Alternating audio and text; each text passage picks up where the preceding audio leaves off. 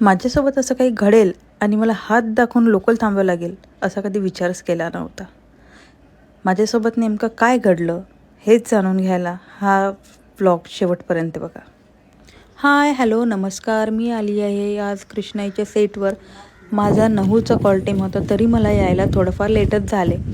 त्यानंतर मी गेले माझ्या मेकअप रूममध्ये गेल्यानंतर मेकअप दादानी माझा असा छान मेकअप करून दिला, हेअर सेट केले आणि हा होता माझा आजचा फायनल लुक.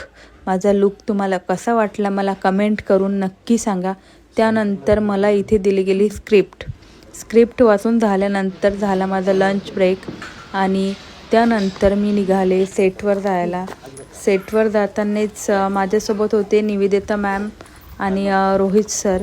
तुम्ही बघू शकता इथे जात आहे आम्ही सेटवर गेल्यानंतर त्यांनी मला माझा सीन काय आहे तो नीट समजून सांगितला आणि त्यानंतर चालू झाला आमचा माझं आजचं कॅरेक्टर होतं एक डॉक्टरचं आणि रोहित सरांबरोबर माझा सीन शूट झाला.